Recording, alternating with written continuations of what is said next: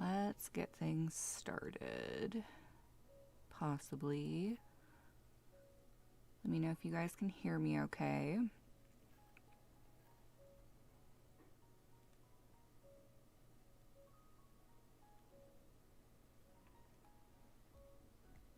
Awesome. If there's one thing I'm usually pretty good at getting, it's my mic volume levels. I've never had music playing on a stream before, so I spent like 2 hours this morning trying to figure out how exactly to make it happen without having to worry about copyright things. Yeah.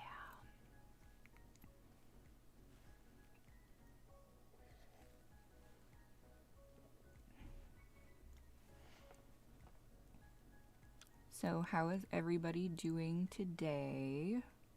Happy Sunday.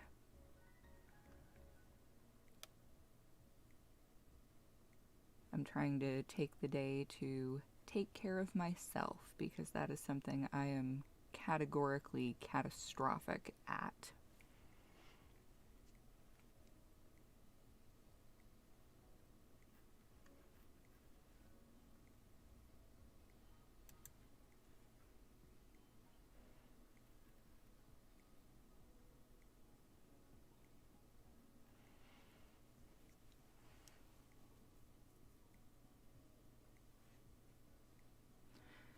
I'm doing all right, I suppose. Yeah, sound mixing music is a trip, kind of like trying to level 15 different layers of sound effects and music and vocals in an audio. It's really, I love the end result, but it's a lot of work. But yeah, it's been kind of a rough last couple of weeks. So, I took the day off from work today and I'm just trying to get some stuff going here and encourage myself to keep moving forward and that it's okay to just kind of sit around and chill. Which is not something I'm very good at doing. Like, ever. Ever, ever.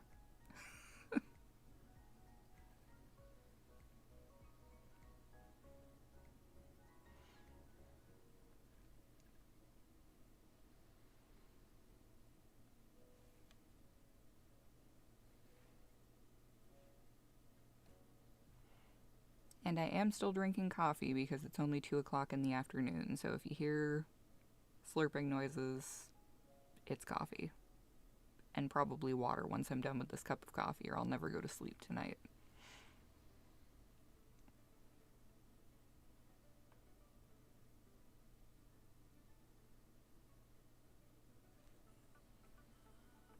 And if my voice seems especially croaky, that is because I am not putting on my customer service voice today. I'm not about it. It's too much work. I don't wanna. You guys have heard my voice across several different pitches and tones, so I feel like you guys can deal with my gravelly, normal human voice. My day job is I am a licensed massage therapist. I do mobile work, but I also work at a clinic that is part of the school I went to get my certification.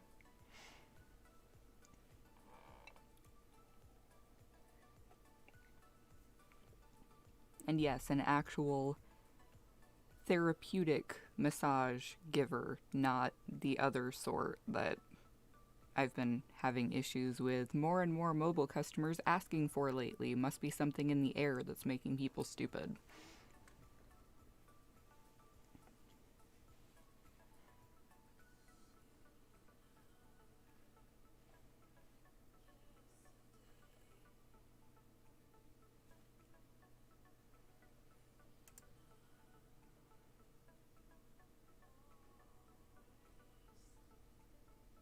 Hi there, Akoto. How are you today?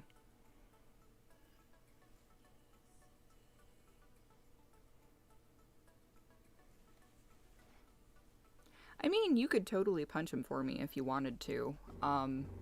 I think that most of them are honestly smart enough to know that if they tried to insist that just because I choose to use my anatomical knowledge for good does not mean that I cannot use those very same powers of trigger point and pressure point knowledge for evil instead of good.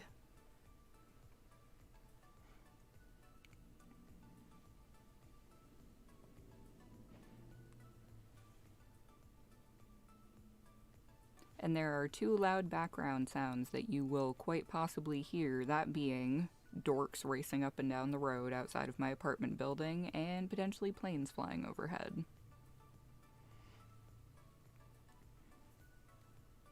Well, see, then you don't have to falcon punch, you have to bunny kick. Bunny kicks are so much more powerful than a falcon punch. And I'm sorry to hear you have a stomachache. That is no fun. I'm pretty lucky and don't usually end up getting sick to my stomach. It's usually like headache, sinus congestion, nastiness.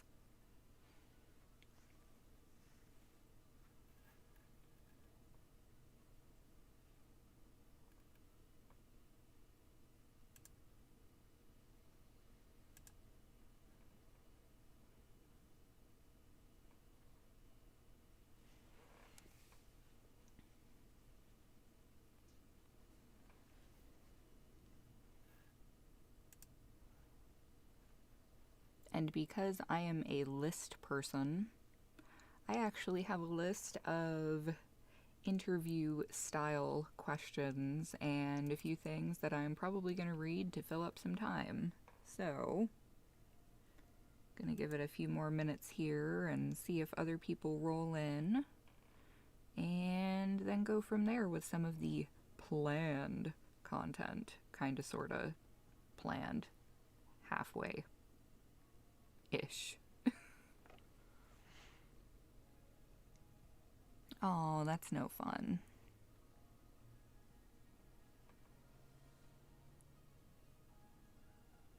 Huh, I wish my rent was cheap. My rent is not cheap. Oh, good lord, no. But for this area and for a 2-bedroom, the rent is acceptable, I suppose, because I have a washer and dryer in my unit. Just about any place around here that you can get for cheaper, you have to use a coin op, and I do not have the time or the energy to devote to sitting and guarding my laundry while it's running. No thank you. I'll pay the extra $300 a month to have a washer and dryer in my apartment.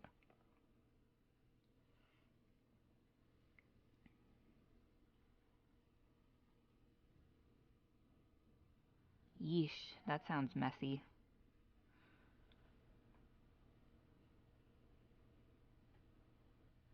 But that means that you're probably really good at getting stains out of clothes.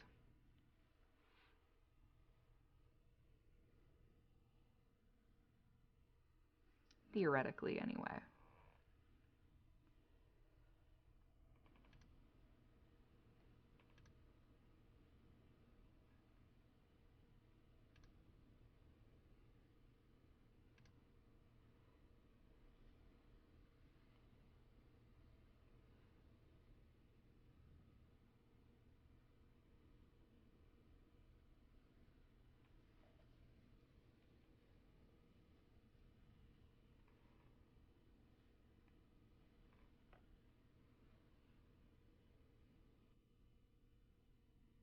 Yeah, that makes sense. I have found that my biggest issue is with other people. I'm okay with their blood, but if it's mine, I'm like, oh my goodness.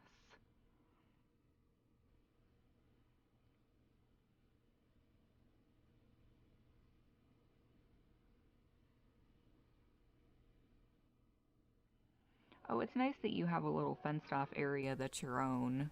We have a little tiny back patio area where I put up my stationary kick bag, and I have a big planter that's full of raspberries that I've been growing for years, but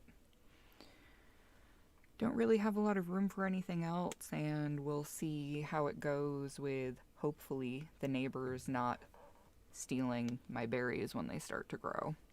We'll see.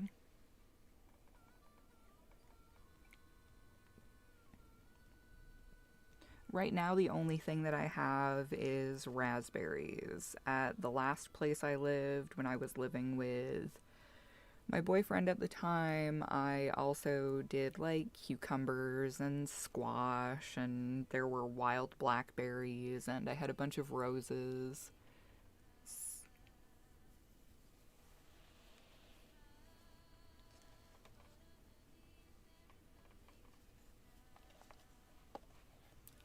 And I know that Miss Bunny has a lot of things she wants to grow this year, that she is impatiently waiting for them to sprout.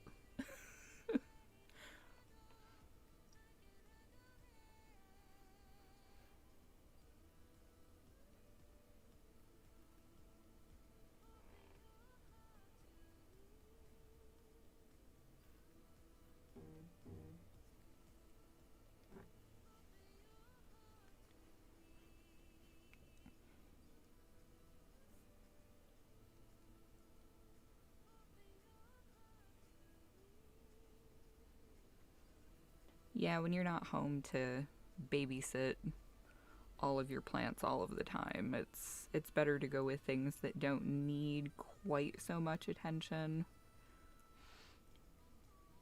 Makes it a lot easier.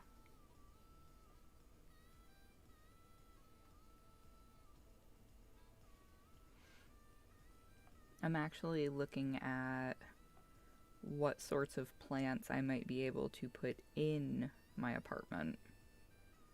I'm thinking of getting a few hanging planters since I am, fortunately or unfortunately, planning to stay here for at least another year.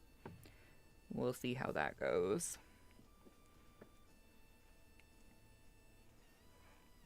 I originally signed on for a short lease, hoping that I would be able to get out of here sooner because this is not the best part of town, but rental prices are so bananas here that, like I said, there really isn't anything cheaper and of better quality, so I might as well just settle in and get used to it.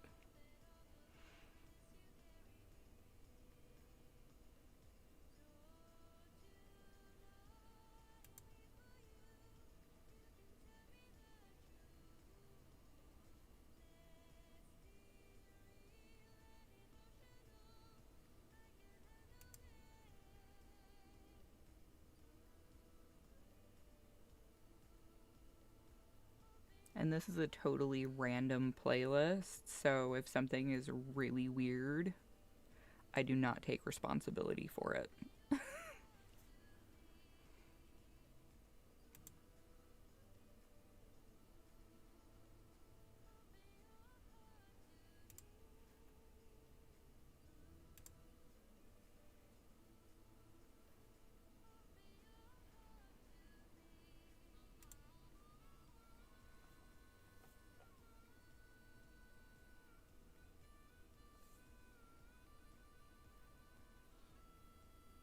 So since it's been a few minutes, I am going to start in with a few of the random questions that I found. And anybody in the chat, feel free to answer these as well.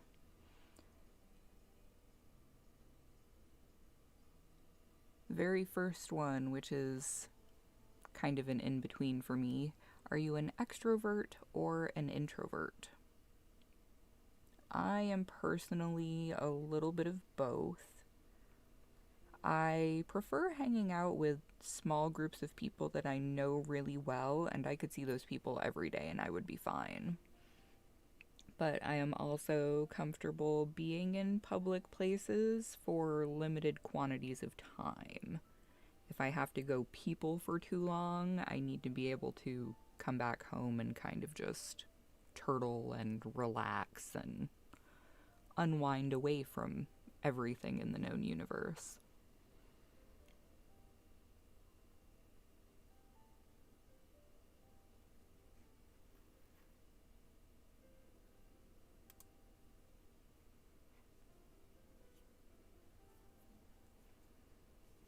What about you, lovely people of the chat? Would you say you are extroverts or introverts?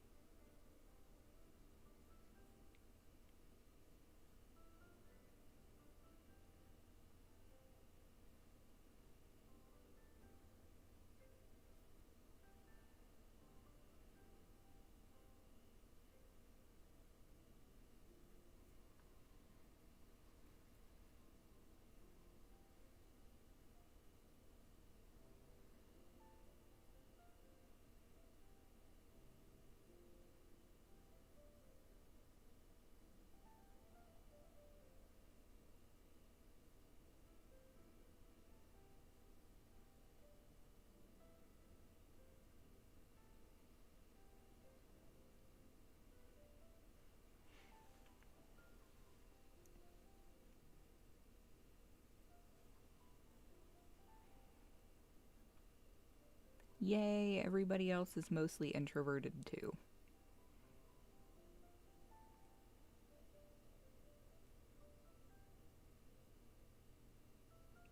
Now, do you feel like you have always been that way, or do you feel like the panini and issues of the last couple of years have contributed more to you being inclined to enjoy your own company instead of the company of other people?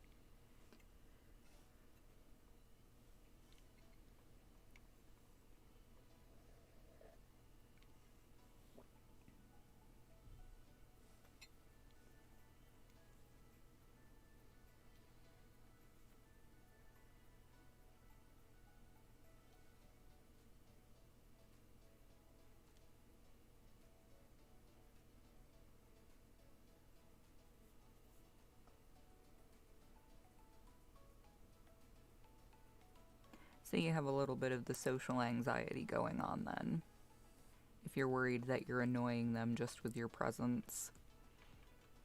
I used to be that way. But now that I'm getting closer to 40 than I like to admit to myself, I don't really have much of an issue anymore with that. It's like, well, here I am, like me or don't, I don't really care. I exist, deal with it.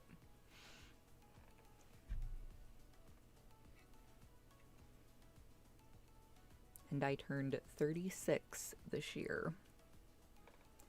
Yeah, closer to 40 than I like to admit.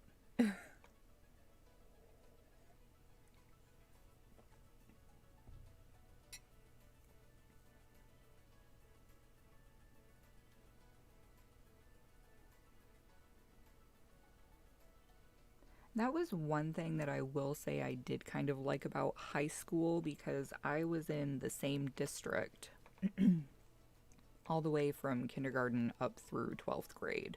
So there were a lot of people who, even as we got older and kind of separated more into cliques, like, you know, the jocks and the yuppies and the weirdo kids and the theater kids, some of us had known each other for so long that even if we weren't besties or anything, we could still get along with each other. So for the most part, I didn't really have issues with bullying of that sort. Now, other girls just being rotten and mean because their parents were teachers, that's a different matter entirely.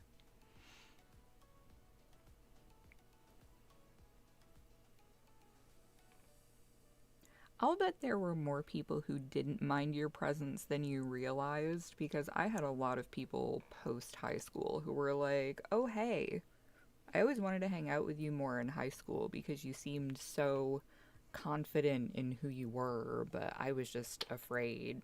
I'm like, that's dumb. Why were you afraid? But okay, whatever.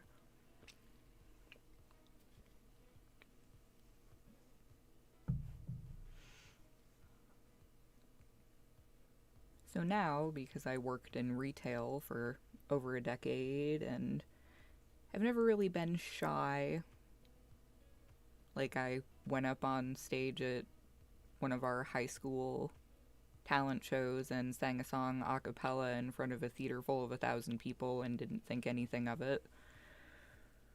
But now I can just walk up to anybody and start up a conversation. It doesn't have to be especially deep. I don't think that that makes us like instant friends or anything, but I have no problem meeting and just chatting with just about anybody.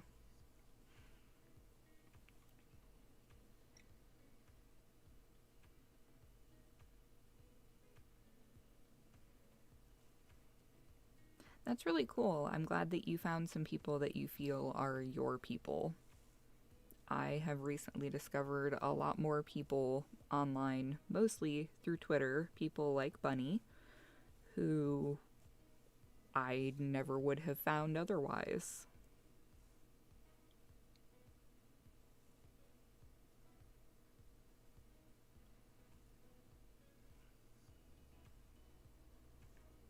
Yeah, once I get back home, I'm like, nope, I'm done. I have reached my daily quota of human interaction and I want no more of it.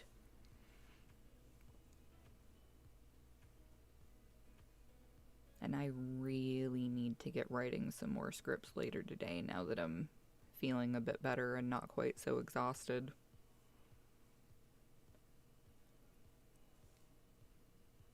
I had 5 hours of hands on time at the clinic yesterday, and the day before I had 6 hours, and the day before that I had 4.5 hours. And therapeutic massage is extremely physically and energetically taxing.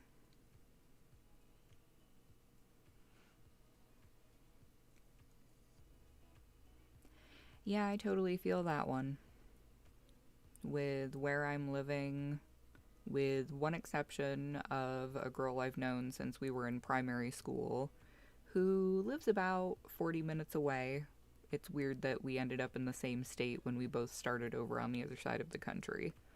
But I don't have any local friends, like, at all. And I wouldn't consider the people I work with to be friends. Acquaintances, yes, but not friends for certain.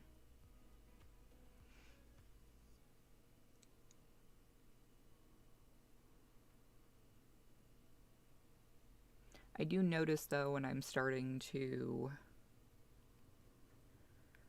kind of hermit and turtle and burrow down and not want to leave the house at all, and then I try to force myself to get out and go get some air, and it's a lot easier on weeks when I have my kids with me, because if the sun is out, that's an excuse to take them out in public, or at least out into the woods, go for a hike somewhere. I think your English is actually pretty good. Probably better than a lot of American native English speakers. Just like most people who speak English as a second language.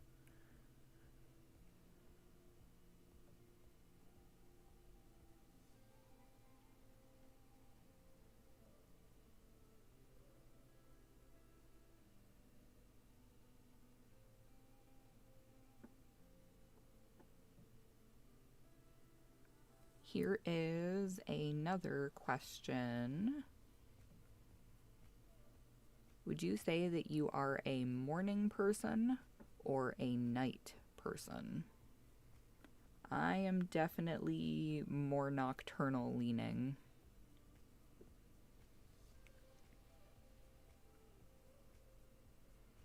Yes, completely agree with that, Bunny. 110%. I have discovered a lot of things about myself, and some of them are good things, some of them are not good things, but they are all things that I am working with and on.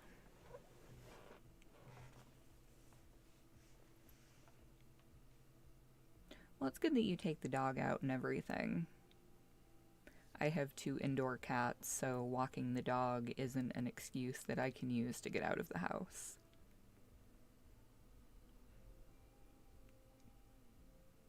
See, I grew up very far out in the country in New York. Yes, there is a very rural, lots of rural open spaces in New York, not the city, I grew up probably a 6-hour drive north of the city, way up near Canada. And my accent sounds vaguely like Ontario. If you're wondering where my accent is from, it sounds like Ontario, which was about a 15-minute drive and cross the bridge and you'd be in Canada. But I grew up around the woods, had a lake about a 5-minute walk from my house, and now having to live in, we'll say that this city is a small to medium sized city. It's not huge like Seattle, but yeah. I am just not made for living near people. I'm in the bottom floor of an apartment building with 3 stories in it, and having to hear my next door neighbors make noise and my neighbors above me walking around, it's yeesh.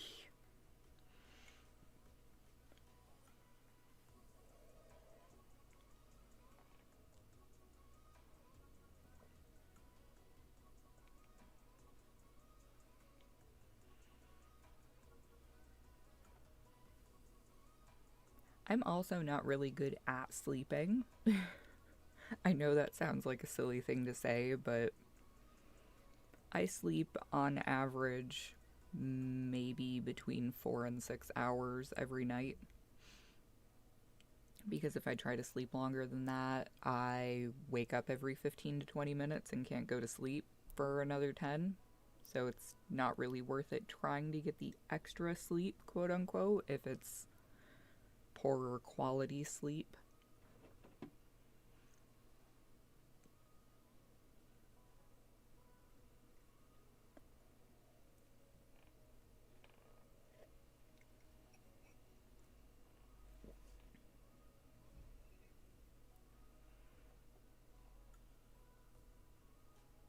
And I actually don't drink a ton of coffee to compensate. I just naturally sleep less.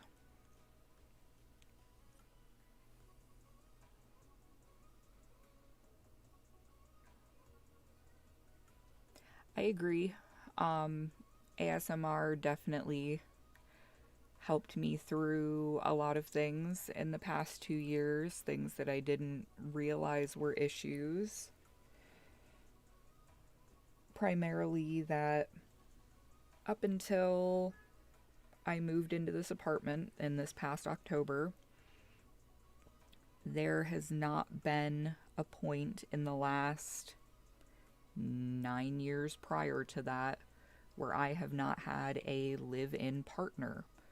So I physically could not go to sleep without some sort of simulated sound like there was another body in bed with me. Like, I could not sleep. So I started off like a lot of people probably did with just like the breathing sleep aids. And I tried the ones where people do like all of the weird little sounds that are supposed to be triggers, and those just they don't do good things for me. I find that they tend to be more irritating than relaxing. But then I found some like, oh, I can't even remember the first ones, but things to the effect of your boyfriend comes home late from work and you're asleep on the couch, so he takes you to bed and you just curl up, and it's like cute and it's nothing 18 plus rated, but you know, it's just, it was amazing how much easier it was for me to fall asleep.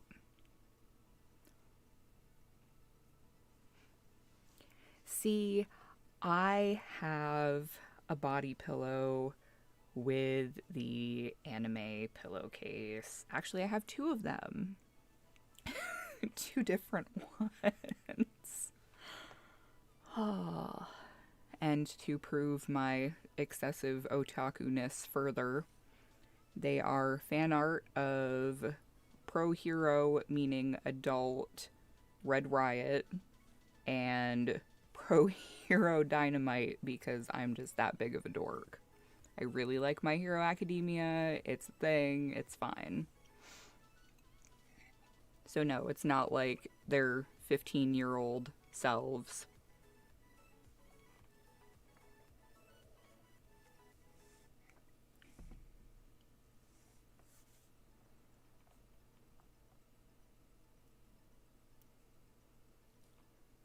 Aw, Hawks and Dobby. You know, I actually want to get extra pillowcases so that I can swap out which pair I'm curling up in bed with because I'm just ridiculous. I don't think you have a problem. I feel like as adults, we're told, oh, you're a grown up. You can't like that. That's a thing for kids. And it's like, but why? I've been watching anime since I was like 8 years old. Why can I suddenly not like it because I've reached a certain biological age? I feel like that's just ridiculous. And I can't do the blanket burrito thing. My younger son does it, and his bed is a mess and it drives me nuts, but I know that it helps him feel comfortable to sleep, so I try to just let it be.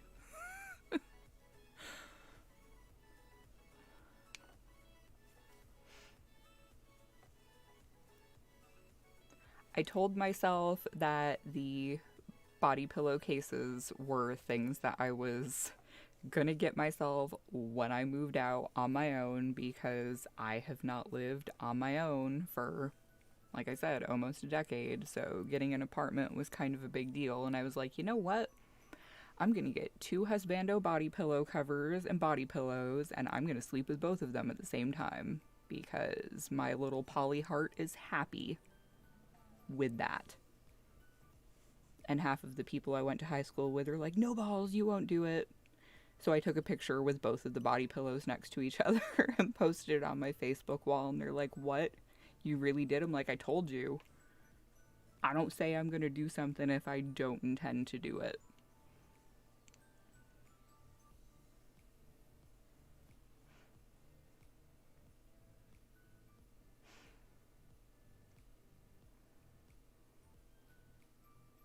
Yeah, it sucks when you can't really find a comfortable place to sleep.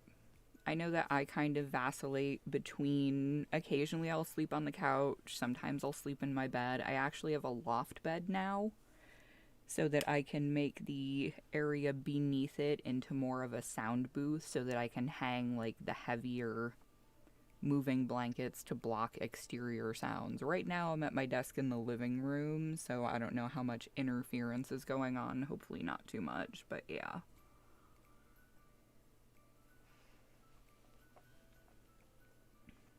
And discovering that being polyamorous was a thing that I am extremely comfortable with and accepting of is one of those things that I've kind of started rolling forward with more in the last 2-ish years. Like in my brain, I always thought, but why do people have so many issues with always complaining about a partner who doesn't fulfill all of their needs for them? I feel like putting all of that pressure on one person is excessive when if everyone in the relationship is consenting to it and knows what's going on, so there isn't cheating because everybody knows the score before stuff gets started.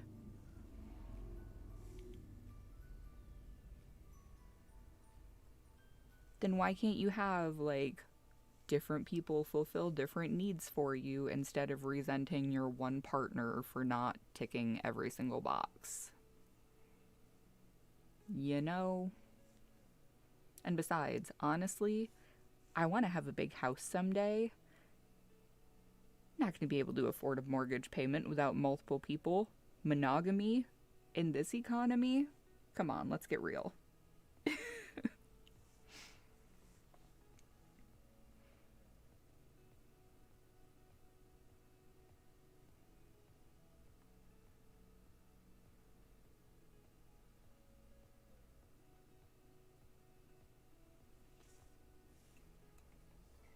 I don't think height has anything to do with your ability to blanket burrito.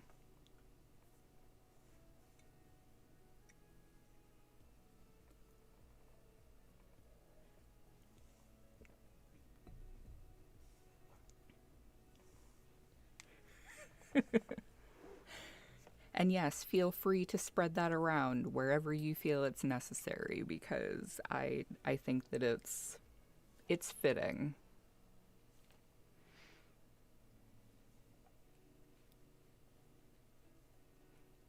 I can't remember if I saw that on a screen cap from a tweet or if it was from Tumblr.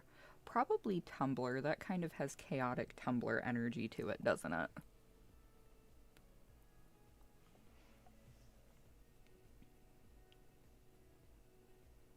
And I won't say that you never have to worry about a partner potentially cheating on you, but if you get to know somebody well enough beforehand, I don't think you're usually going to have a problem unless those people were inclined to cheat anyway, and then that's on them, that's not on you. The only time that I was involved in anything where there was any cheating occurred, I was the other woman and had no idea.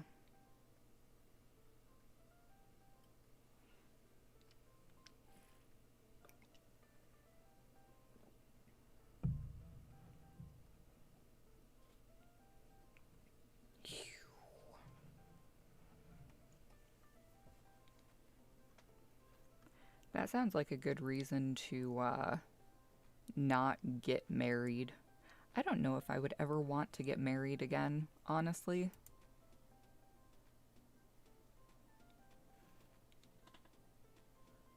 I loved being a stay-at-home parent. It was fabulous. It was probably the most awesome thing I ever got to do, but I do not think I would want to be married again.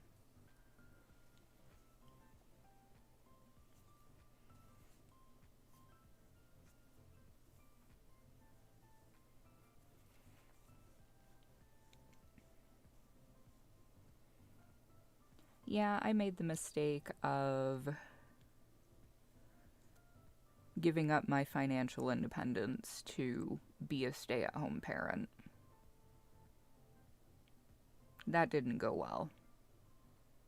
When it was later used against me and said that I was willfully unemployed. Like, yeah, okay, whatever, dude.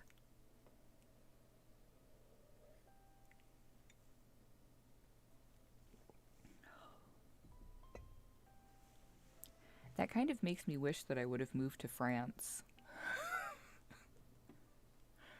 Because then I would have enough continued financial support from my ex-husband that I wouldn't have to be doing the struggle meals whenever my kids are not here. I always make sure there's plenty of food in the house for them, which is a challenge considering they're 7 and 9 and eat like grown men. But you know, once they actually get to be teenagers, I don't think I'll have to worry about being skinny because there won't be any food left for me to eat.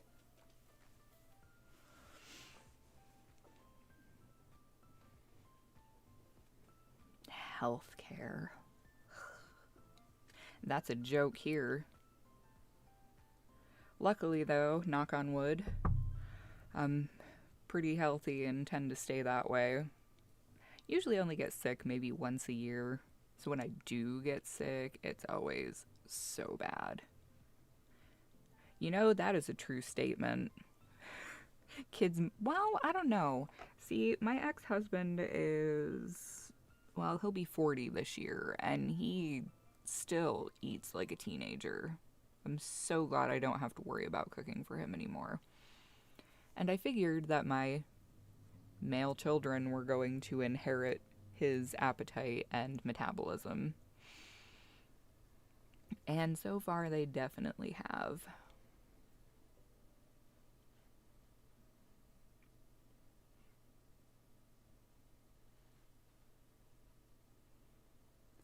The only two things that I would want from healthcare are for vision and dental to be covered, honestly. Those are the only two things I really need. Oh man. Eek, bunny, ugh. Ooh. I mean, I guess you do what you gotta do when the starvation hits, but man, not for me.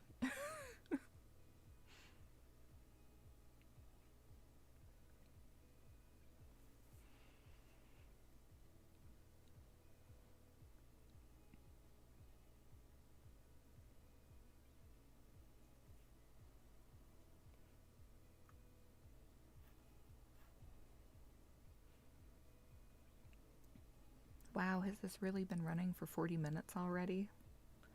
That's crazy.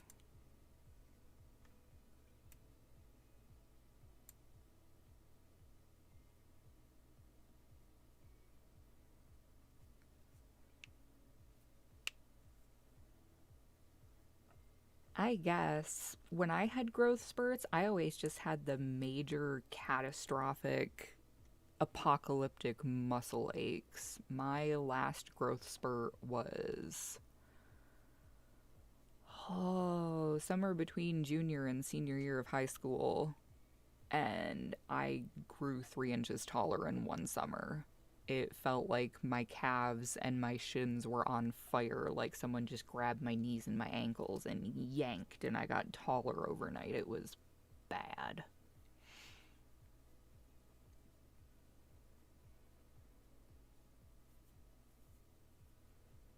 Yeah, I found that getting glasses online is cheaper, but my issue right now is I haven't gotten an eye exam in probably like 3 years now, and I've noticed that I'm starting to squint at things, so it's definitely time for me to go do that. But to do that, I'm going to have to be able to pay for the appointment, pay for contacts, and getting new lenses in my glasses. So all told, it's going to be probably $300 or $400 ish.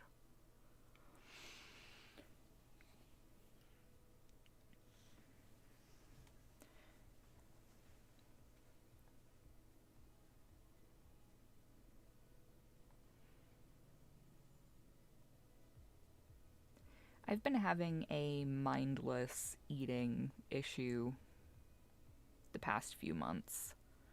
So I'm trying to make myself move more because I know that my biggest issue is lack of activity. But you work all day, you come home, the last thing you want to do is work more. I've just got to start forcing myself to do it.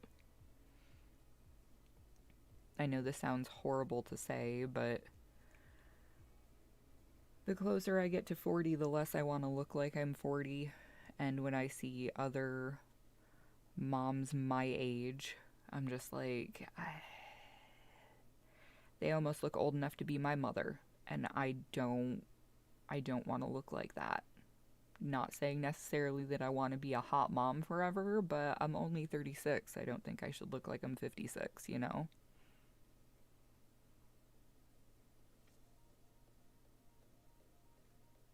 Yeah, I'm probably going to go to Walmart for mine. That's where I did it last time, but it's been a while. And before that, it had been like 5 years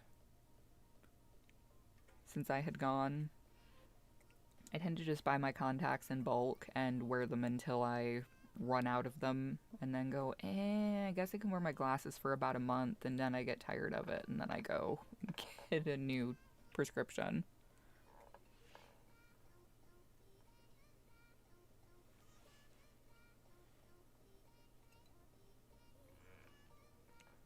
And you should never be embarrassed before going into a gym. If anybody in the gym is a jerk to you, they don't belong in the gym. Because especially if you're, no matter how overweight you may or may not be, you belong in the gym. And everybody should be glad that you're there doing something to help yourself feel better and be better. I miss going to the gym because I like to lift heavy. I am not an endless hamster wheel of cardio type of girl. I like to lift really heavy. And with a teeny tiny patio and a teeny tiny apartment, there's only so much I can do as far as weights go. I don't want to be skinny, but I do want to be lean and have more muscle mass. So right now I've got about 20 pounds of unhappy winter chunk that I need to lose.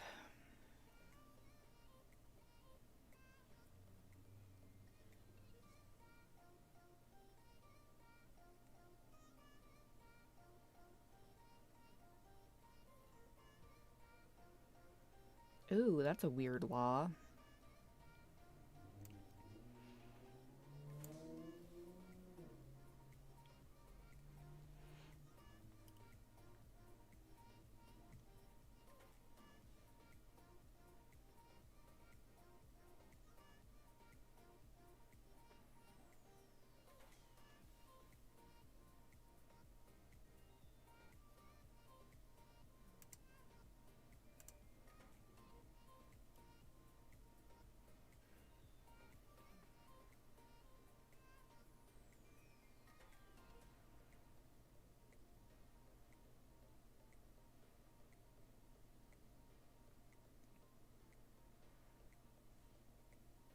That's pretty lame. I know that some of the states here in the US are like that.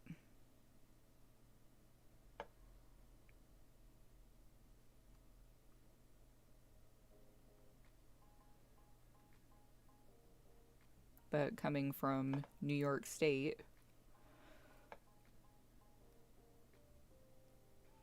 I appreciate the whole being able to defend yourself with lethal force if you felt that your life was threatened. Not sure if Washington is that way or not. I honestly haven't looked.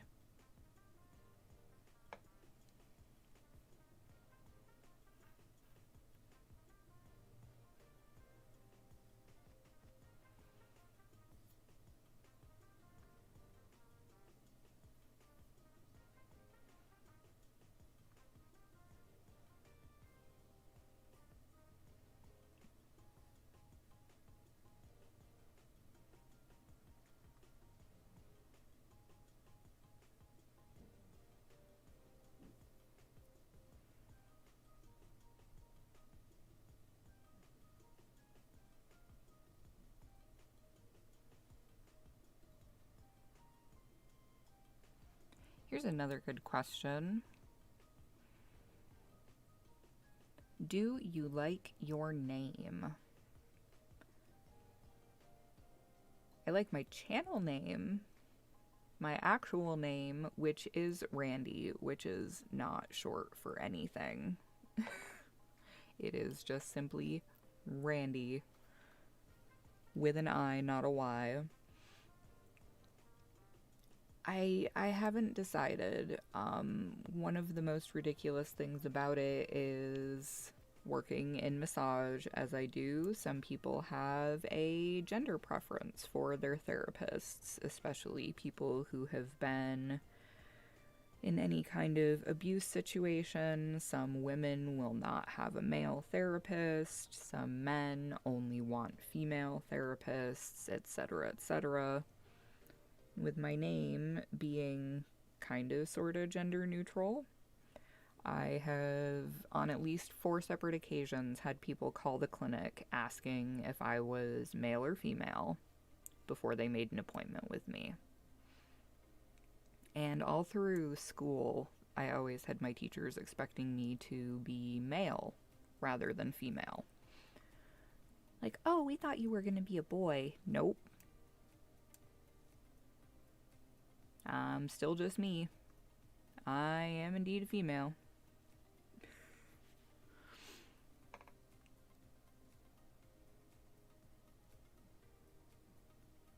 Apparently, my mother got the name from a book that she read when she was a kid about a girl named Randy who lived on a horse farm. Which is kind of funny considering that I'm kind of terrified of horses. Yeah, it's strange. And I wish that she could remember the name of the book because I would like to get it so that then when people are like, oh, where'd your name come from? Are you named after your Uncle Randy? Like, no, I'm not. My mom got the name from some weird book she read when she was a kid.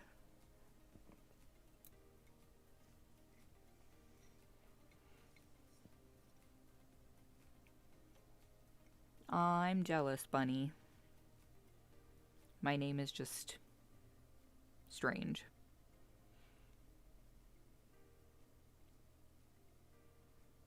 I know a lot of people who are really touch sensitive like that.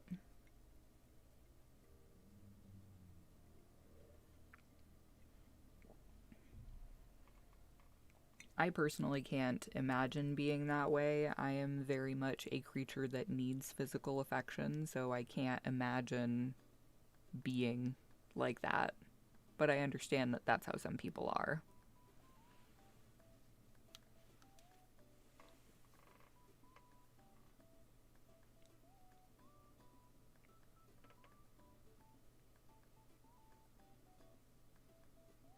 I went to school with a few Anthonys.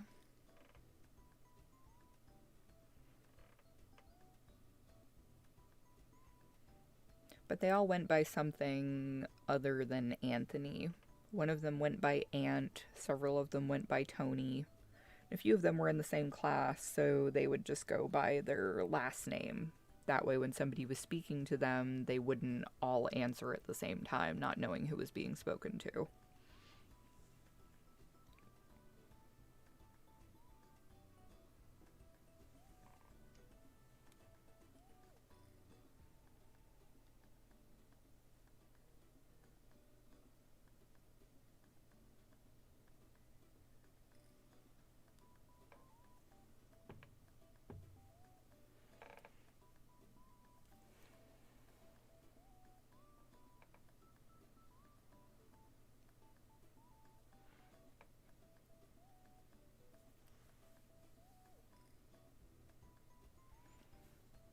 A middle name? Yes.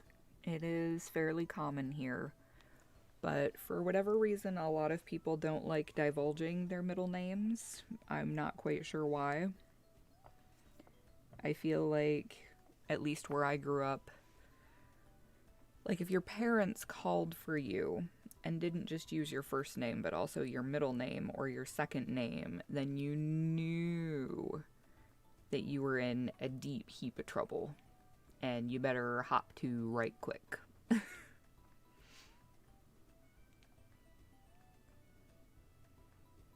Yeah, our middle names are a variety of a lot of things. My middle name is actually my mom's mother's middle name.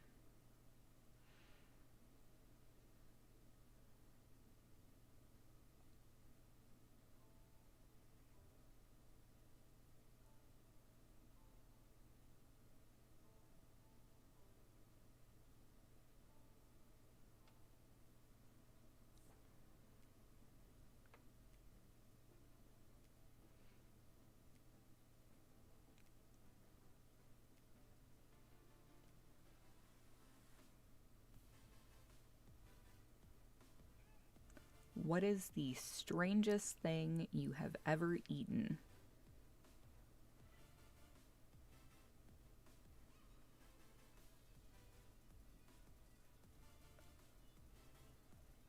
For me, that would definitely be freeze-dried crickets when I worked at Hot Topic when I was in my mid-20s.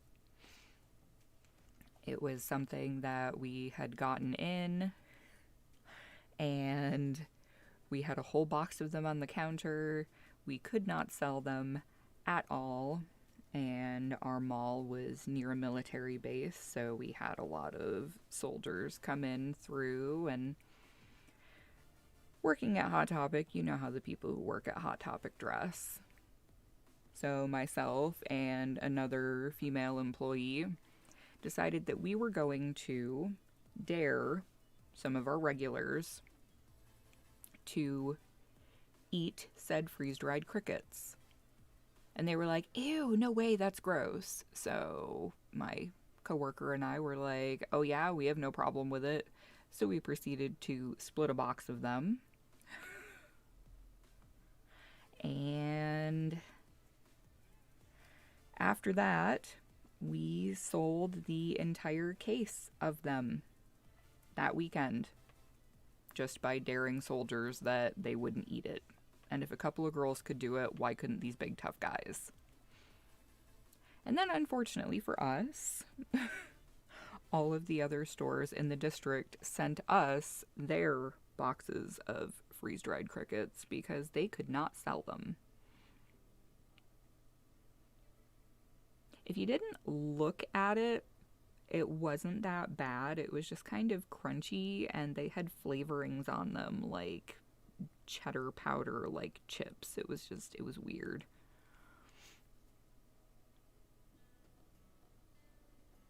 Ooh. The boiled hot pot of the sea sounds like it could potentially be okay, but also maybe not so much.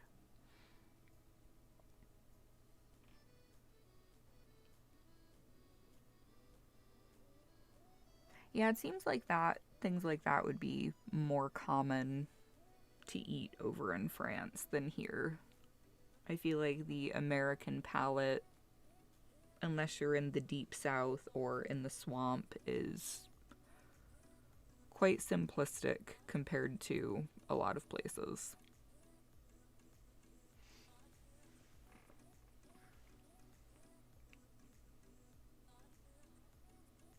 I grew up eating a lot of wild game because my dad hunted and didn't make a lot of money otherwise, so that was where a lot of our food came from, was from the woods that we lived next to. And even though I grew up by a lake, I don't really like fish. Not my thing.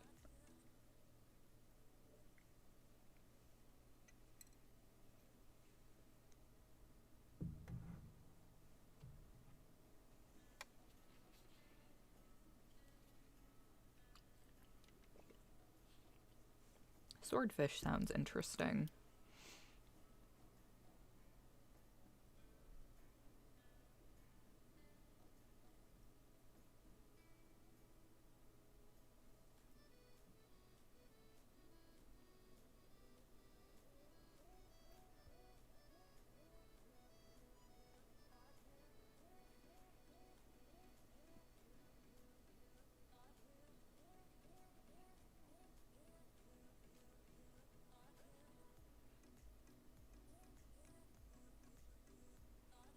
I haven't had salmon in forever. I also haven't had real sushi in forever. I think the last sushi, quote unquote, that I had was like imitation crab California rolls. And that doesn't really count as sushi.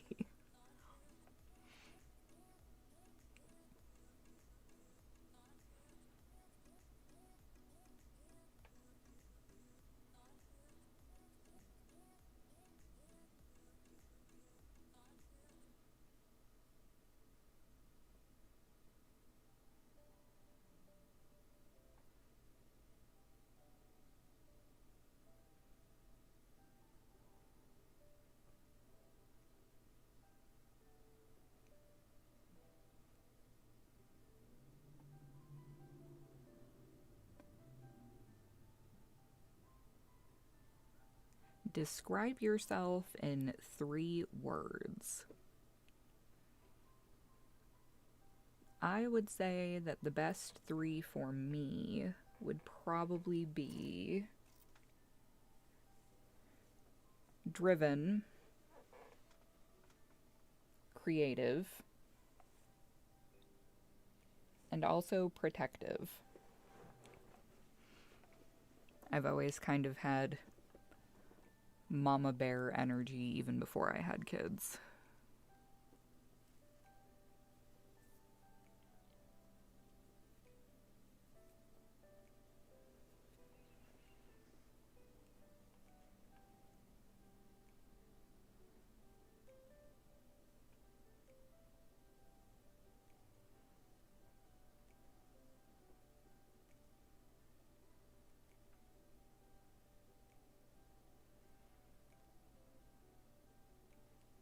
That sounds like it would make things more interesting, at least.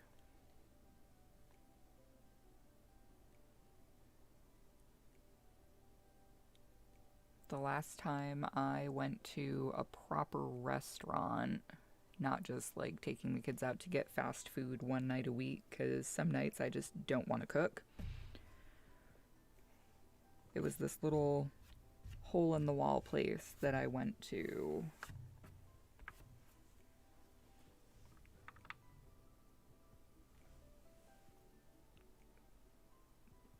They had really interesting loaded fries.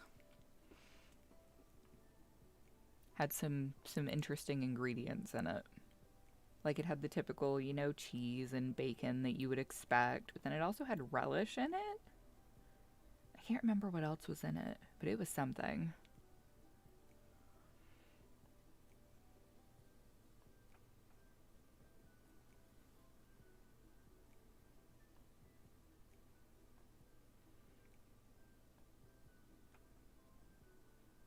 Yeah, being forgiving can be both a blessing and a curse.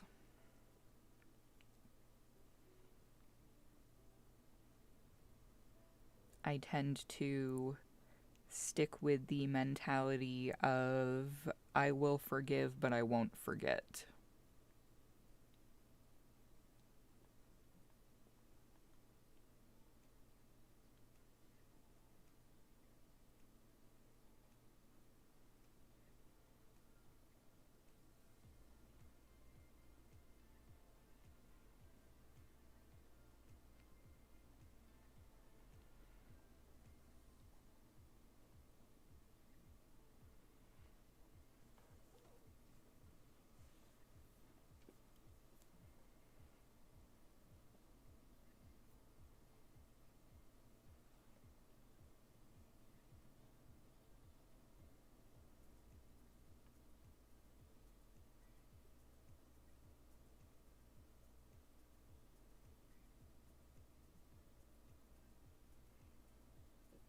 Thanks, Bunny. Love you too. Get some rest.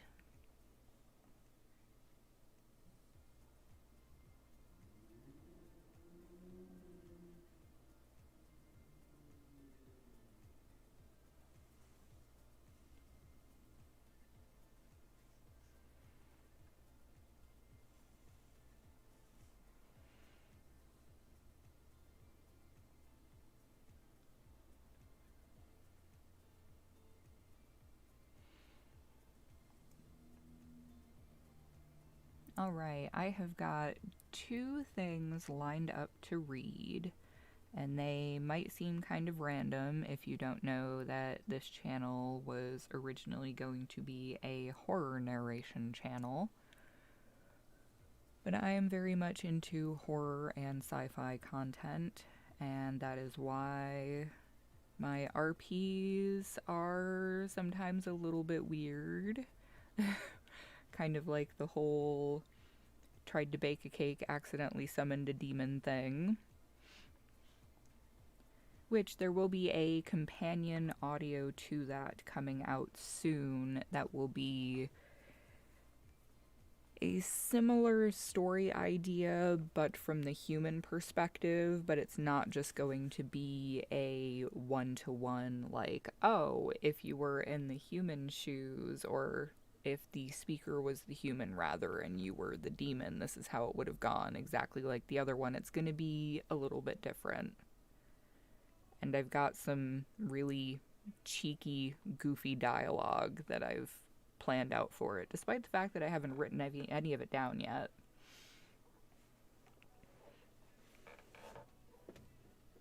So, as far as the reading goes, and pardon my voice being extra gravelly, it's just how it goes.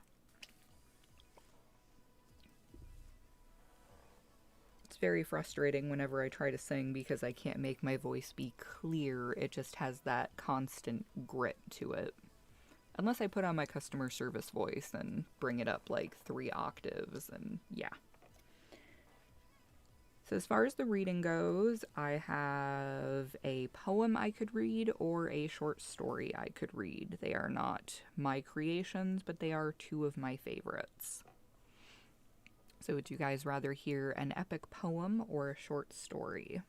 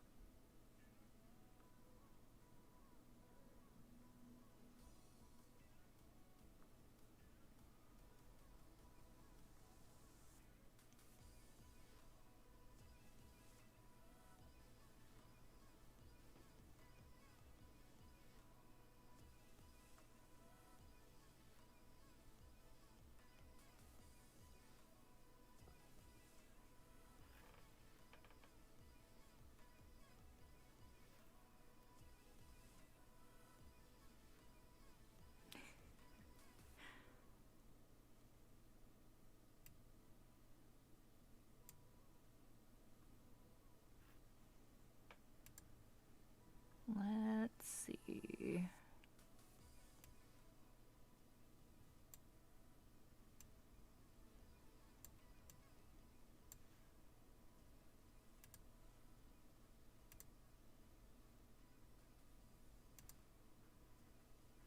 I don't know if my tastes are necessarily better than yours. I'm not sure about that.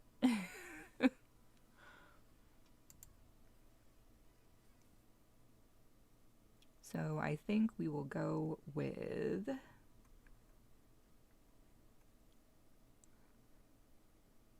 the short story. And then maybe towards the end we'll do the poem too, just for the hell of it.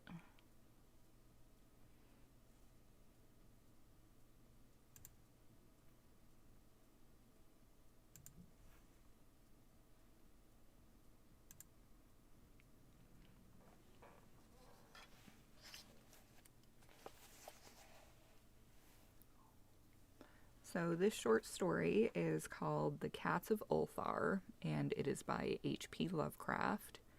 It was written in 1920. It's crazy that was over 100 years ago now. So, let's get going on it. Get my hair up out of the way. It's a lot warmer in here than I was anticipating. So, The Cats of Ulthar by H.P. Lovecraft. It is said that in Ulthar, which lies beyond the river Sky, no man may kill a cat. And this I can verily believe, as I gaze upon him who sitteth purring before the fire. For the cat is cryptic, and close to strange things which men cannot see. He is the soul of antique Aegyptus, and bearer of tales from forgotten cities in Meroe and Ophir. He is the kin of the jungle's lords, and heir to the secrets of hoary and sinister Africa. The Sphinx is his cousin, and he speaks her language, but he is more ancient than the Sphinx, and remembers that which she hath forgotten. In Ulthar, before ever the burgesses forbade the killing of cats, there dwelt an old cotter and his wife who delighted to trap and slay the cats of their neighbors. Why they did this, I know not, save that many hate the voice of the cat in the night, and take it ill that cats should run stealthily about yards and gardens at twilight. But whatever the reason, this old man and woman took pleasure in trapping and slaying every cat which came near to their hovel, and from some of the sounds heard after dark, many villagers fancied that the manner of slaying was exceedingly peculiar. But the villagers did not discuss such things with the old man and his wife, because of the habitual expression on the withered faces of the two, and because their cottage was so small and so darkly hidden under spreading oaks at the back of the neglected yard. In truth, much as the owners of cats hated these odd folk, they feared them more, and instead of berating them as brutal assassins, merely took care that no cherished pet or mouser should stray toward the remote hovel under the dark trees. When through some unavoidable oversight a cat was missed, and sounds heard after dark, the loser would lament impotently, or console himself by thanking fate that it was not one of his children who had thus vanished. For the people of Ulthar were simple, and knew not whence it is all cats first came. One day a caravan of strange wanderers from the south entered the narrow cobbled streets of Ulthar. Dark wanderers they were, and unlike the other roving folk who passed through the village twice every year. In the marketplace they told fortunes for silver, and bought gay beads from the merchants. What was the land of these wanderers none could tell, but it was seen that they were given to strange prayers, and that they had painted on the sides of their wagons strange figures with human bodies, and the heads of cats, hawks, rams, and lions. And the leader of the caravan wore a headdress with 2 horns and a curious disc. Jesus. Joys of live, guys. And the leader of the caravan wore a headdress with 2 horns and a curious disc betwixt the horns. There was in this singular caravan a little boy with no father or mother, but only a tiny black kitten to cherish. The plague had not been kind to him, yet had left him this small furry thing to mitigate his sorrow. And when one is very young, one can find great relief in the lively antics of a black kitten. So the boy, whom the dark people call Menez, smiled more often than he wept as he sat playing with his graceful kitten on the steps of an oddly painted wagon. On the 3rd morning of the wanderer's stay in Ulthar, Menez could not find his kitten. And as he sobbed aloud in the marketplace, certain villagers told him of the old man and his wife, and of sounds heard in the night. And when he heard these things, his sobbing gave place to meditation, and finally to prayer. Yes, a curious disc, exactly.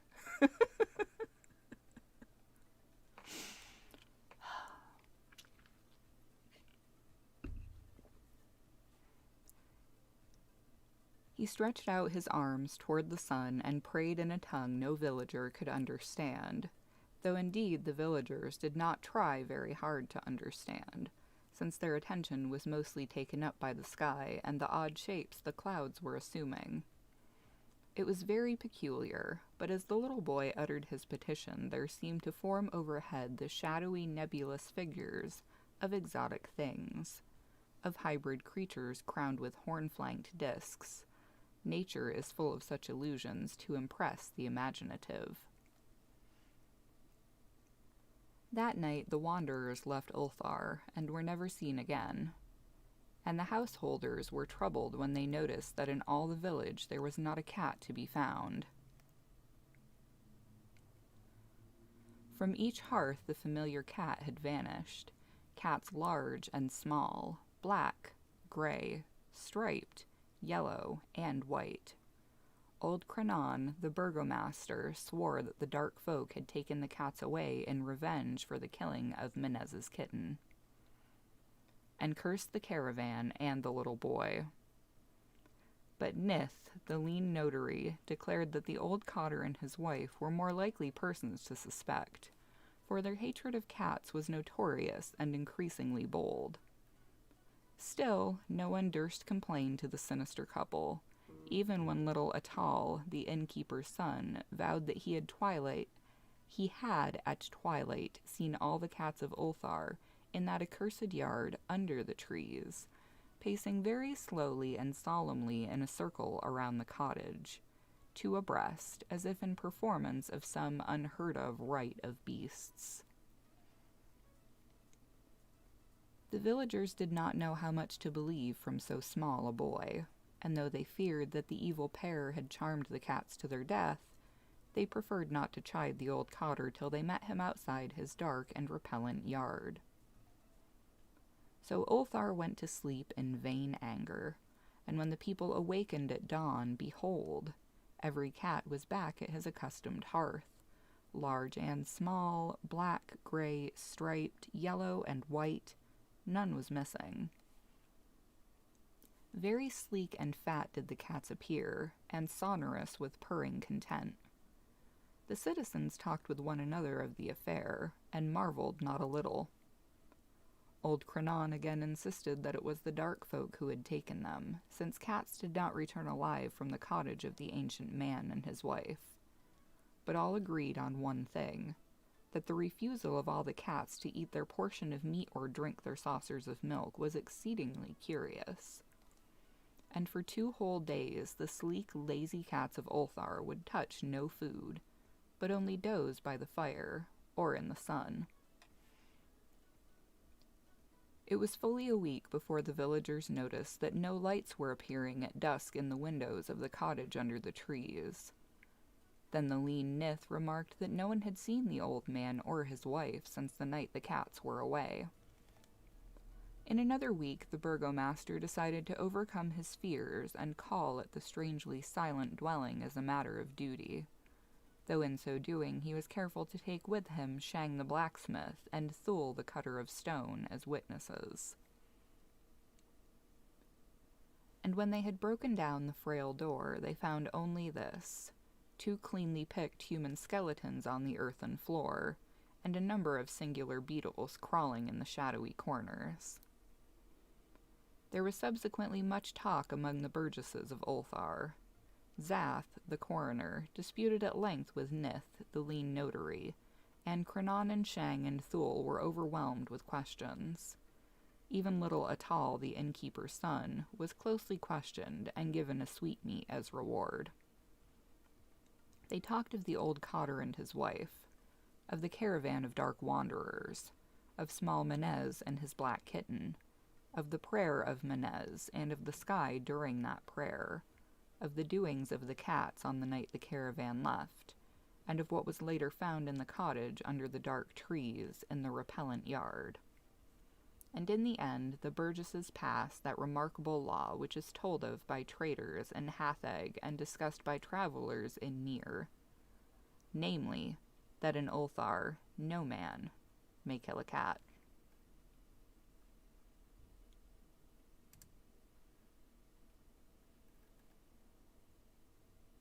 That is one of my favorite Lovecraft stories, because I very much enjoy kitty cats. That's why I have 2 of them. Yes, so many discs. And obviously Lovecraft used the wrong word. Completely agree.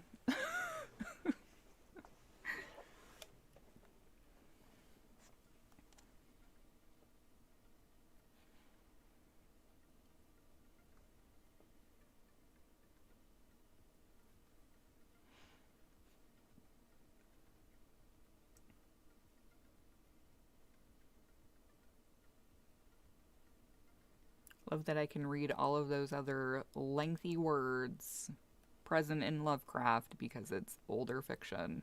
Have no problem.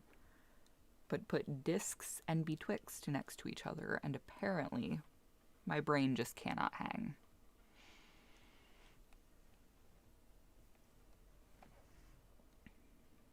Yes. Do no harm to animals.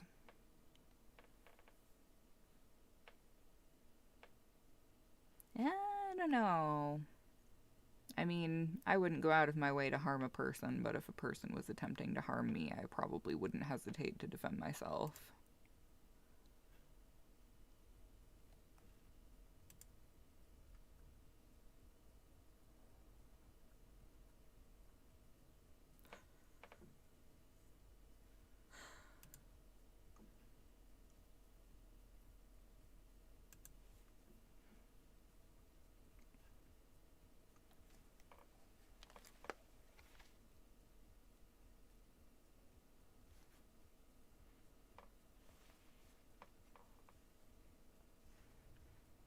I'll be curious to see how loud the music actually is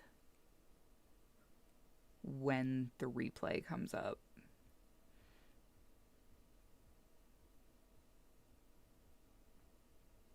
It is 3:21 p.m. here right now. I'm probably going to go for about another half hour and then wrap it up, because then it'll be about time to feed my kitty cats their dinner.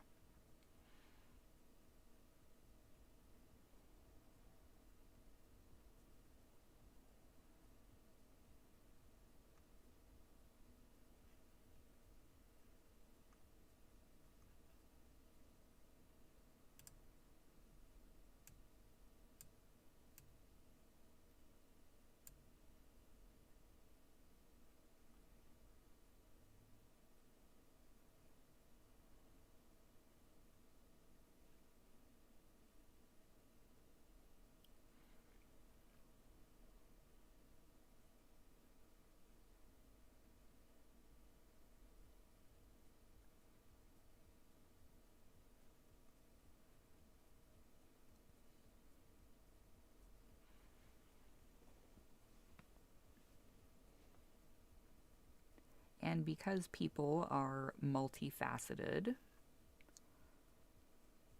something that I always have people ask me is, what are your non-voice acting / narrating hobbies?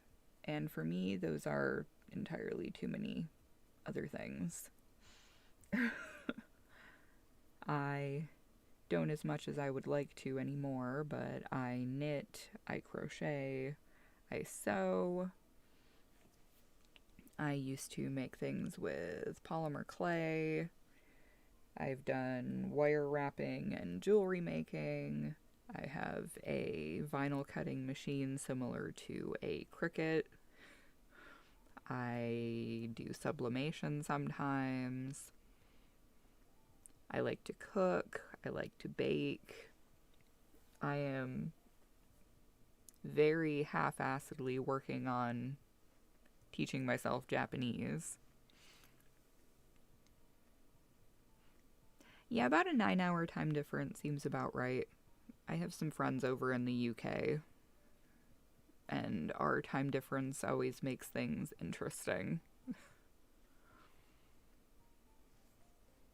And I also write books, some of which I hope to be actually releasing to the public later this year.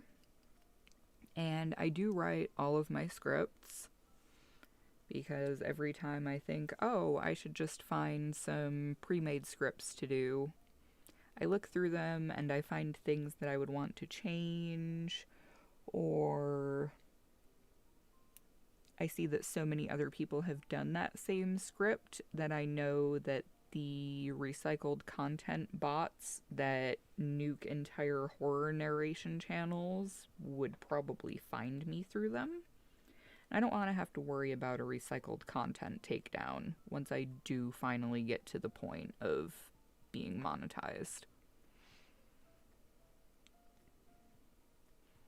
See, that's part of the reason that I actually prefer baking to cooking, because baking is more of an exact science. It's more like chemistry.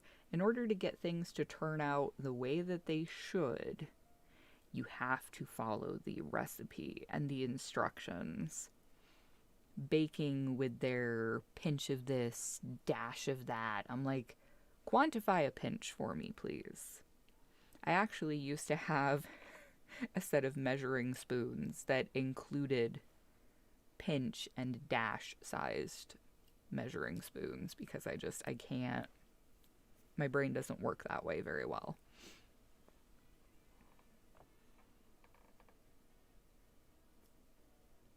And aside from all of the writing stuff, which is something that I was excited to be able to include in addition to the audio thing, I play around with making digital music. I would love to actually learn a proper instrument, but I live in an apartment, and unless it's something that I can plug headphones into so they don't have to listen, probably not going to happen. See, I have a whole bunch of spices and stuff, but I don't like to go. I am not comfortable enough with cooking to go off recipe with a lot of things.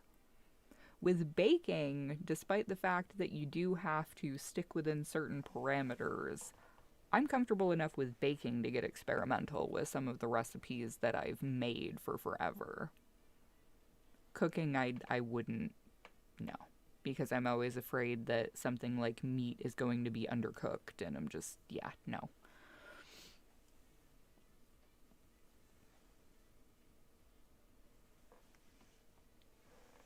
And my other big hobby that I'm planning to dive back into this year, which, oh my god, the year's almost half over. How did that happen?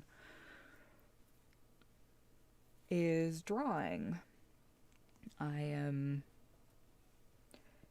practicing getting better at doing art again, primarily because once I do finally get to publish some of my written work, I would like to make my own covers, and not just with photo manipulation of stock photography and whatnot. I want to be able to straight up sketch my characters the way they look in my brain, rather than just going from some stock cover model that's kind of okay-ish a match for the character like so many people do.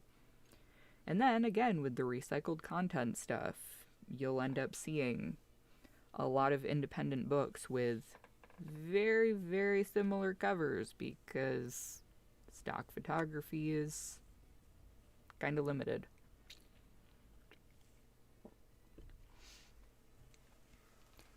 The books that I am writing, I guess the easiest way to classify them would probably be urban fantasy.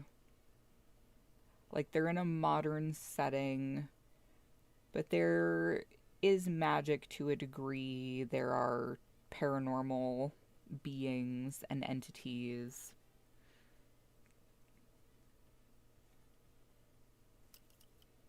Because a lot of people are like, oh, well, you're writing romance, right? And I'm like, it has romance in it. Romance is the subplot in my books, because I haven't decided if they're gonna have a happy ending or not. Hi there.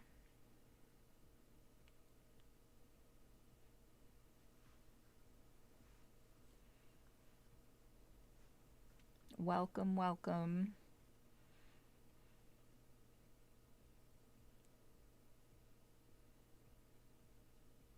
Yeah, I'm not too terribly experimental with cooking.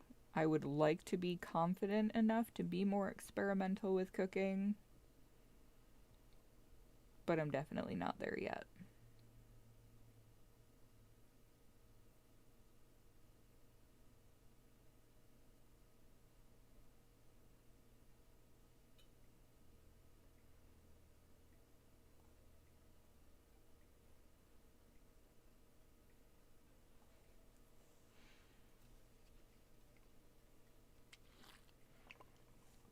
I have no idea why YouTube would be recommending the live stream. I know that sometimes it does that for people.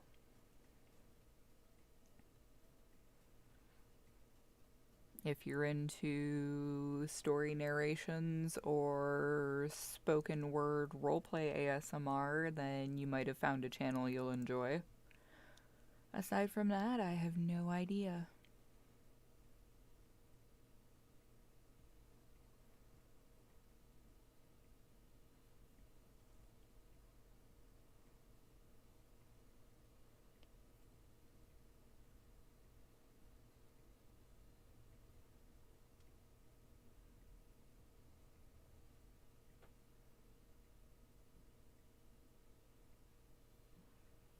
Yeah, I don't think that my channel is big enough for it to really get recommended to people who aren't already subscribed for the most part.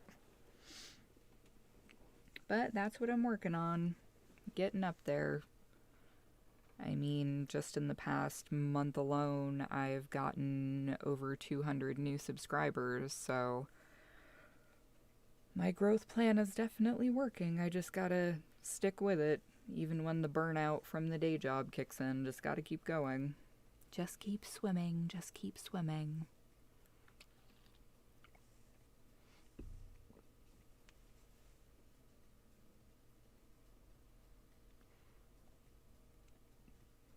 Which video was the one that convinced you to subscribe?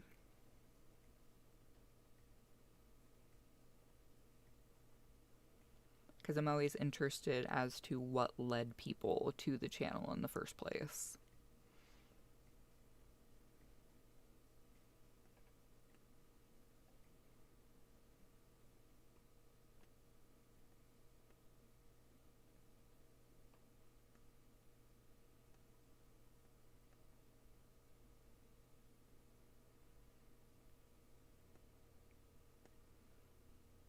Because I've actually had the channel running for 5 years, I think. 5 or 6 years, when I started just doing story readings way back in the day. Primarily because most of the narrators in the horror sector that I listen to are male narrators. And I don't know if that's just because people think that women don't enjoy horror content or that women don't have a place in horror content. I know that in the writing world, it is still, unfortunately, extremely toxic to be a woman trying to write legitimate horror content that isn't just romance with a few spooky scenes passed off as horror.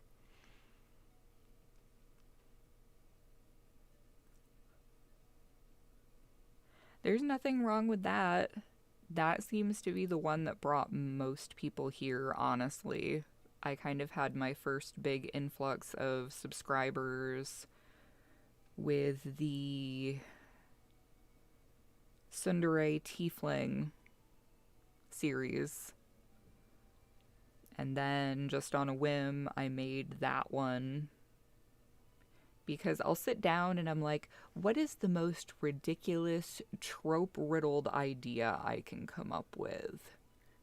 Let's see how many things we can mash together and make it work. And coming up with the mafia boss cat girl who's dating the ex-cage fighter, now exotic dancer bunny boy was just perfection, because there are so many things going on. So many things. And people actually loved it. And I don't know if it was the cooking sounds that got people, if it was just that it was cozy, because I actually, like, cooked myself dinner and recorded the the sounds of me cooking for the cooking portion of that.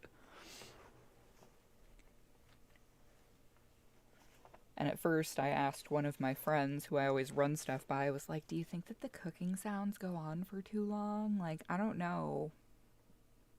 He was like, no, I think it's okay. I'm like, are you sure?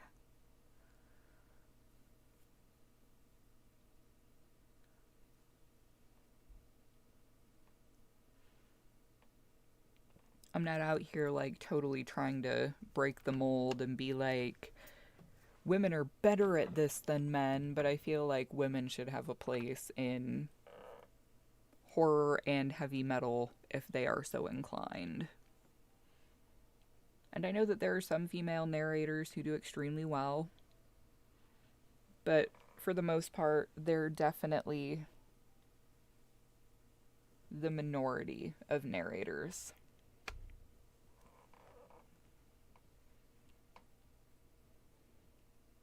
I was surprised at how much people liked the Nerdy Dragon Girlfriend one.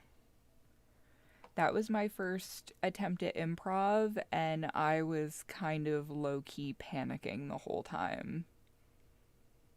Despite the fact that I consume enough ASMR content and am quick enough thinking on my feet, I should be able to just do improv. But I really like writing scripts.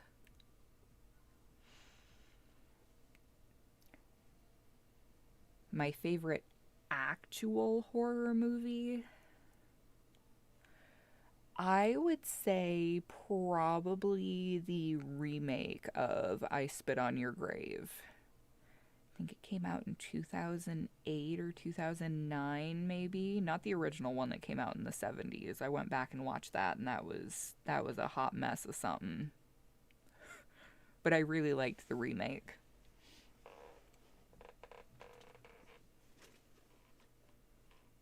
Aside from that, as far as more like comedy meta horror goes, I would have to say I really, really, really loved Deathgasm, which combines heavy metal and horror and comedy in a way that was just pure perfection.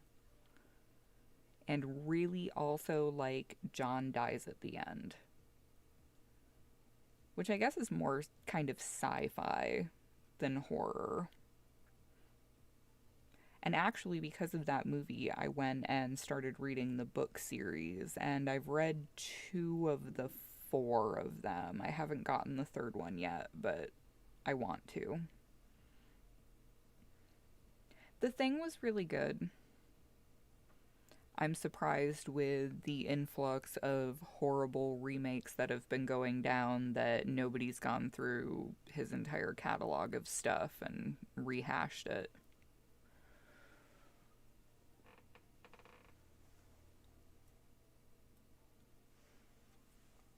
And I really like kind of indie horror, indie-ish horror, like Ginger Snaps. I loved the Ginger Snap series. I have all of them on DVD. And yes, Tucker and Dale versus Evil is amazing.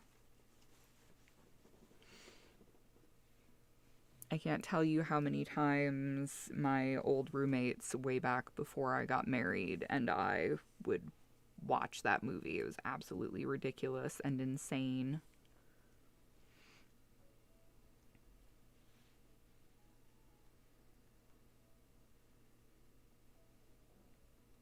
You'll never you'll never believe what happened, officer. These crazy young'uns done just jumped right into that there wood chipper.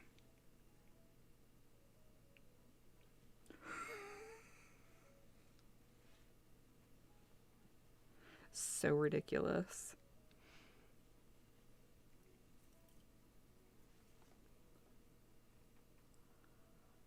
Uh, I don't know if I could pick a favorite anime of all time, but I would say that some of my current favorites are definitely, unfortunately, quite standard. I'm usually such a hipster and have to find something obscure, but I really, really like My Hero Academia, and I am super in love with Jujutsu Kaisen right now.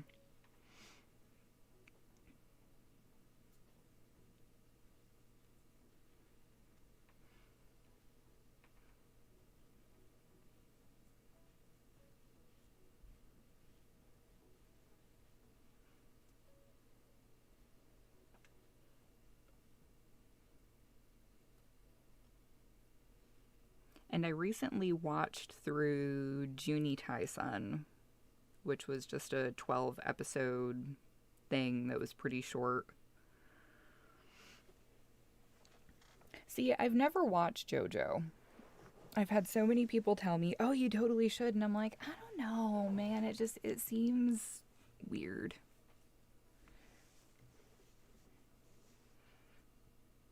I really like Jujutsu Kaisen, and I'm reading the manga too, which the manga is kind of starting to get pretty convoluted, and it's like, okay, Akutami, can you just get your brain in the same bag? See, I never watched Naruto, so I don't have that as a point of comparison.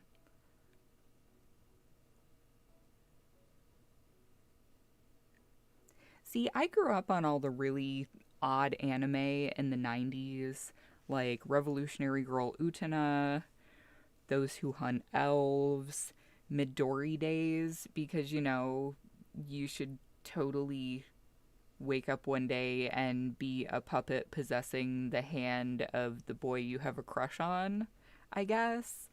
Um, and Princess, which was about three boys in an all boys school who got chosen to dress up as girls for morale purposes for the rest of the school. Like, yeah, okay.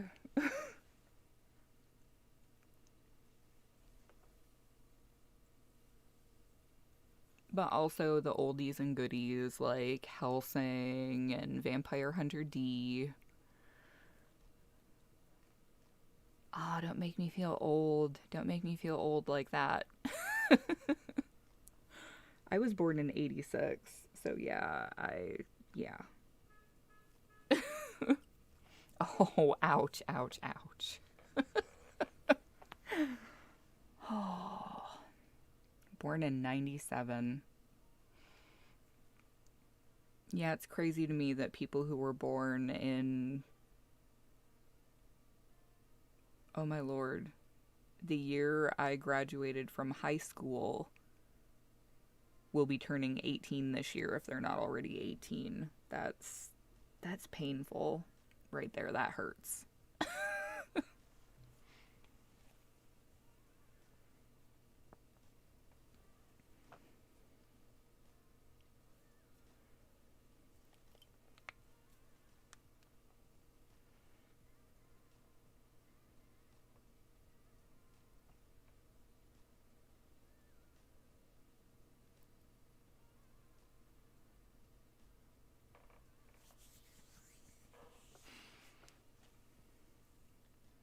'97's pretty close, you know?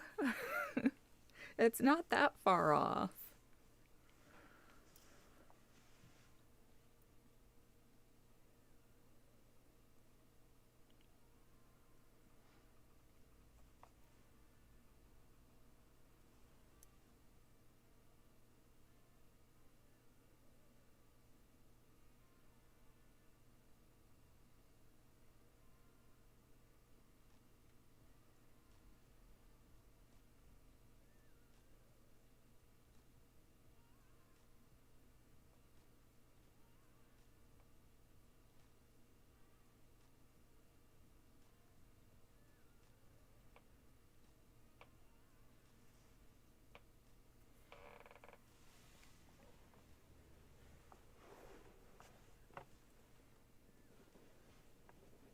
I feel like with the way things function in social media and everything, that's becoming more and more common. That people are living more solitary lives despite the fact that we are more quote unquote connected than ever before. And yes, being able to buy would be nice.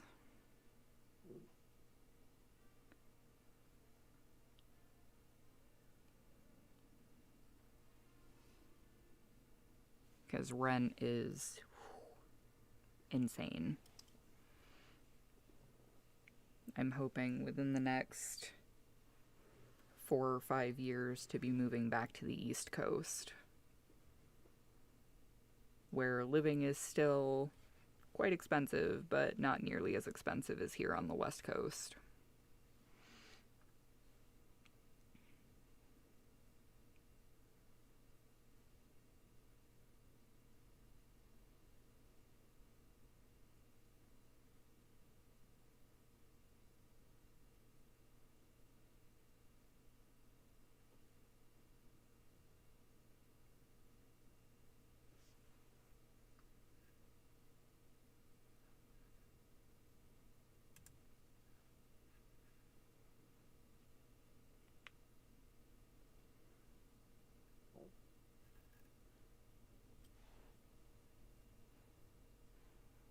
That would be cool. It seems like Twitch is a lot better for streaming gameplay stuff than YouTube is. I know that for a while that was huge on YouTube, but it seems like it's dropped off. Like they make it a lot harder to get anywhere with streaming games on YouTube.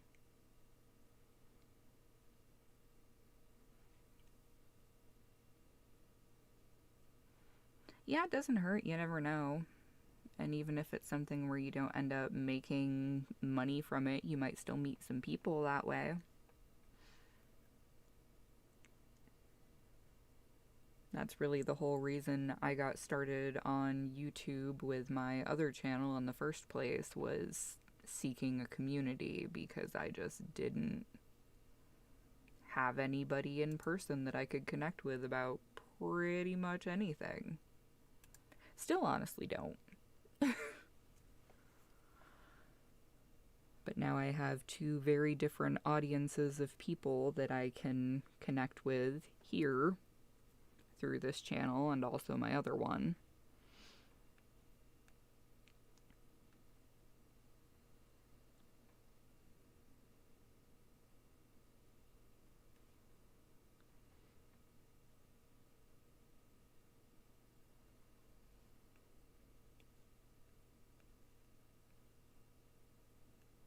I'm pretty lucky to not really have any sort of, can tell I've been talking for a while, sort of social anxiety.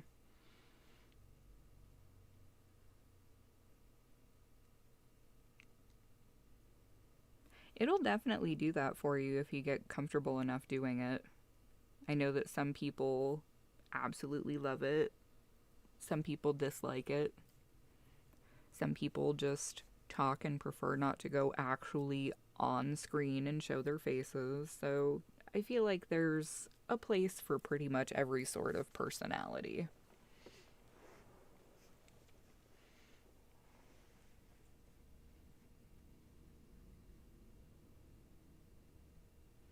And if you have an interesting voice or accent, you're even more likely to have people tune in. Even if they don't necessarily enjoy whatever you're playing, they might tune in just to listen to you talk. I know on my main channel, where I do, well, used to do crochet tutorials, I had a lot of people who, even though they enjoyed all of my content in general, they were like, is it weird that I'll turn on one of your tutorials just to listen to your voice because it helps me be calm? And that's kind of what led me to thinking maybe I should do a second channel that was more audio based. Because apparently my voice puts people to sleep. And that is something that my massage clients also tell me, that my voice puts them to sleep.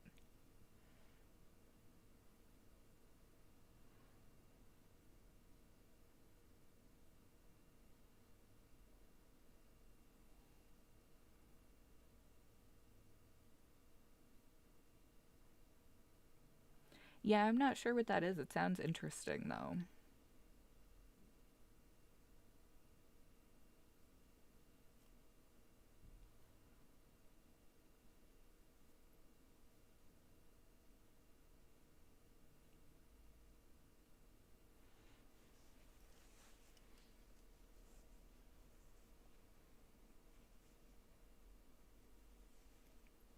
Sometimes I'll make small talk with a client.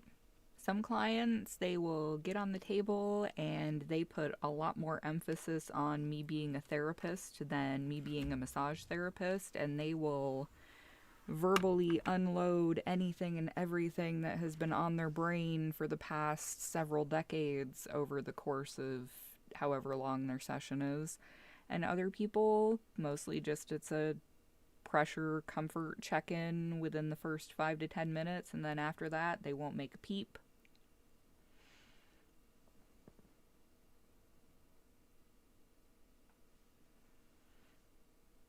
Oh, gotcha. I know what you're talking about.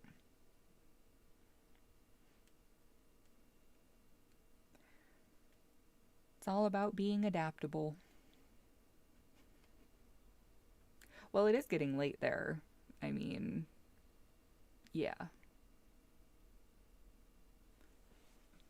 But I am going to be wrapping up the stream in about 5-ish minutes. So, like I said, it's almost 4 p.m. here, and that is about the time I give my kitty cats their dinner. And even though right now they are both passed out being sleepy fur balls, I know as soon as I stand up, they're going to be begging for the canned food. Yeah, 1 a.m. is usually about when I go to sleep, so I totally understand where you're coming from. And I appreciate you sticking around for the whole stream. It's just a couple more minutes. You can do it. Hang in there. I believe in you.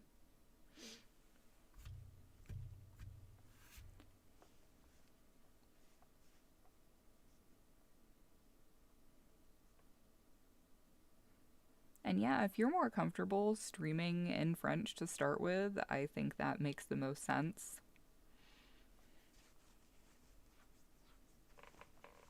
I mean, I watch enough videos on YouTube that are in foreign languages. I just put on the English subtitles and captions and pick up a lot of things by ear.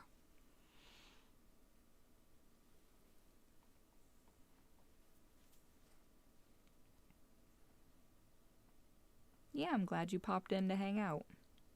It was nice.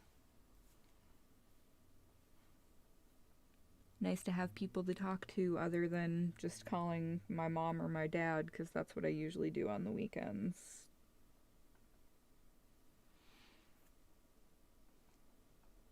Talk their ear off until they're sick of hearing from me. Which they'll always say, oh, we don't get sick of hearing from you. But I'm like, but I've been talking to you for 2 hours because I need adult interaction. So I'm sure you're actually probably more bored than you let on. But I love you anyway.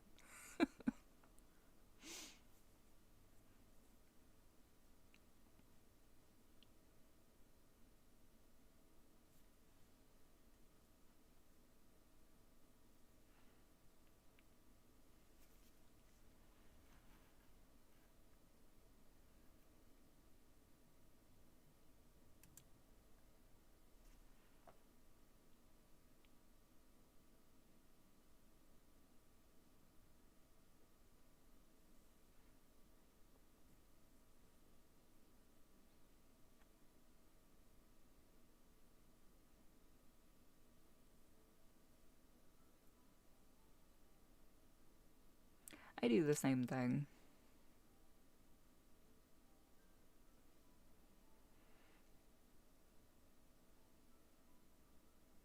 It just seems strange as an adult that the other grown-ups I talk to the most are my parents. Probably because they live all the way on the other side of not just the country but the continent, and I miss them.